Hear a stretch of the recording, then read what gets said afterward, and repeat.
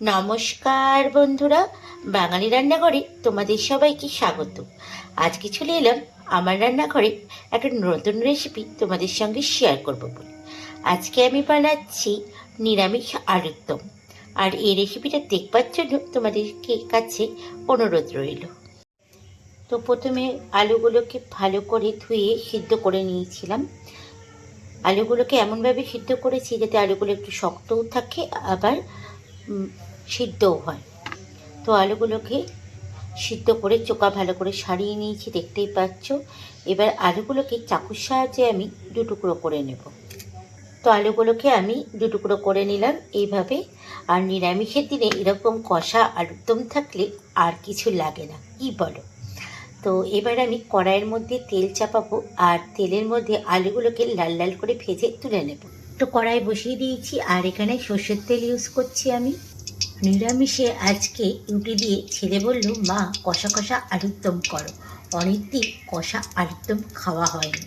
তার জন্য ছেলের আবদার পূরণ করবার জন্যই আজকে আলুর দমটা করেই নিলাম।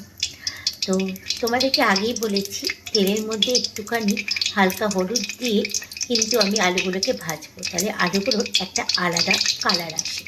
তো এখানে সামান্য হলুদ দিয়ে দিলাম। এবার আলুগুলো ছেড়ে দেবো তেলের মধ্যে।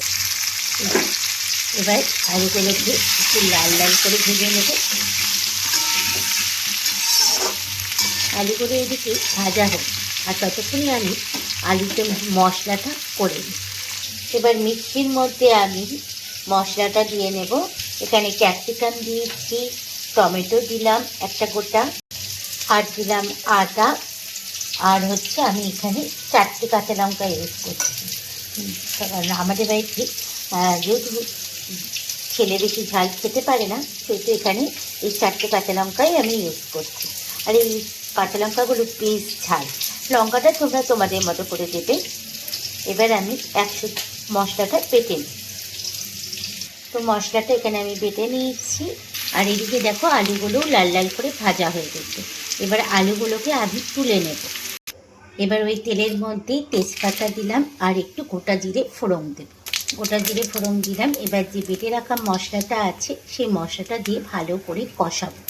এবার আমি এক এক করে লবণ, হলুদ আর কাশ্মীরি লঙ্কার গুঁড়ো দেব। আমি হলুদ দিলাম রং হওয়ার জন্য, অল্প একটু কাশ্মীরি লঙ্কার গুঁড়োও দিলাম। এবার দিব স্বাদ মতো লবণ। এবার সব আবার একসাথে ভালো করে মিশিয়ে নেব মশলার সঙ্গে।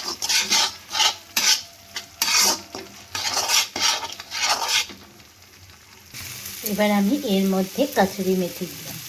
কাসুরি মেথি যে কোনো তরকারিতে, বিশেষ করে নিরামিষের তরকারিতে দিলে পারে আলাদা একটা খুব সুন্দর সেন্ট আসে, আর খুব ভালো খেতে হয়।